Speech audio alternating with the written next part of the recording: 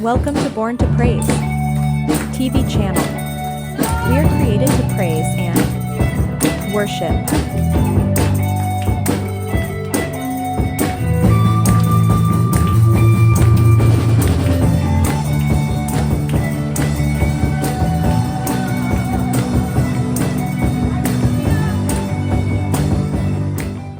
Yet I will not forget you. See, I have inscribed you on the palms of my hands. Your walls are continually before me.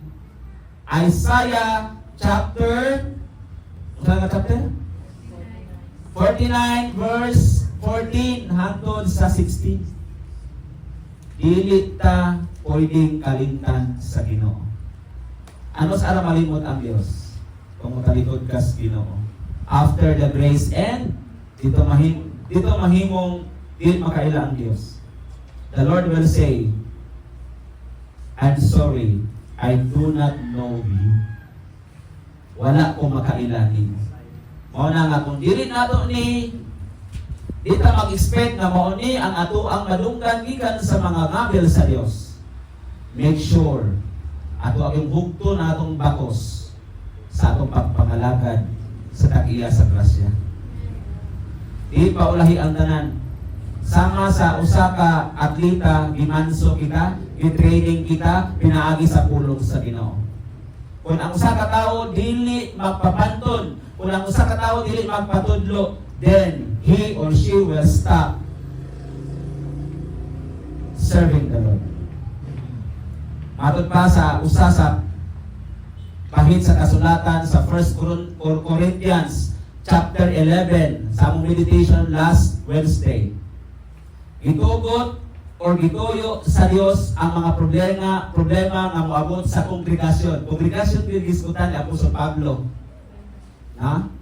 Aron sa pagtino nga kung ang usa ka tawo mubarog taliwala sa mga problema, magpabilin o magpadayon. Mo ni disulti. Apan katong dili gani ganahan nga dili gani ganahan nga magpatundo sa pulong sa Ginoo, dili mo balog sa mga problema, that means sila mga wala. So ito, i-remind you this Ginoo, isabot mi kalig-on sa ato ang desisyon sa Ginoo.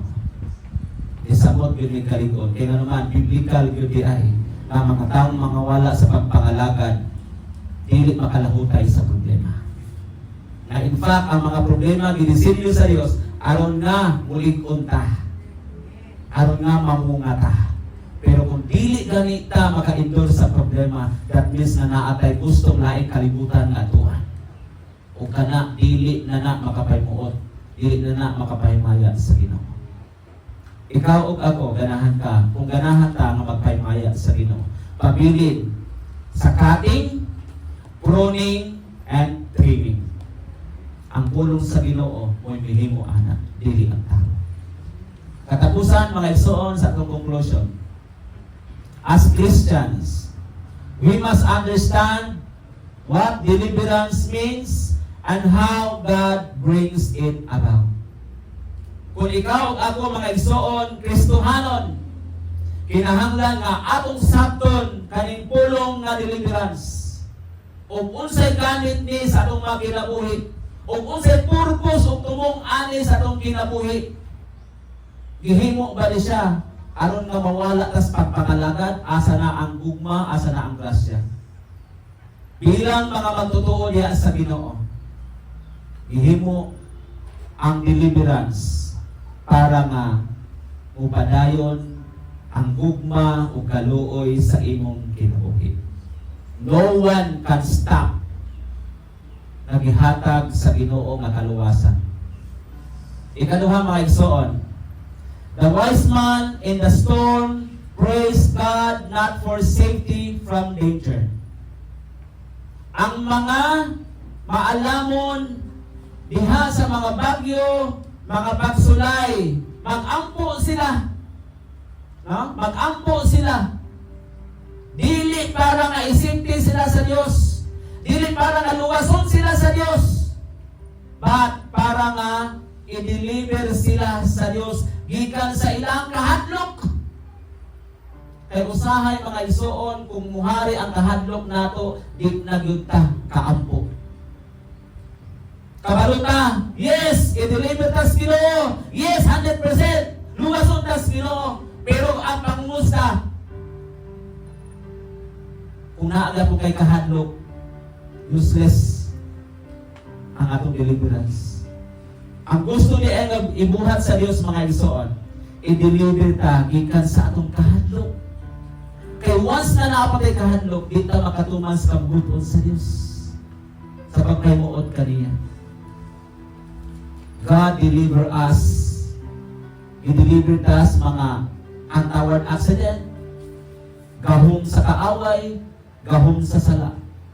Ang pinaka-importante ay i-deliver kaning kahadlok nato. Kahadlok. Mausahay, di taganahan, upuyuan, ang kalimutan na itong ginahadlok tayo yung silingan.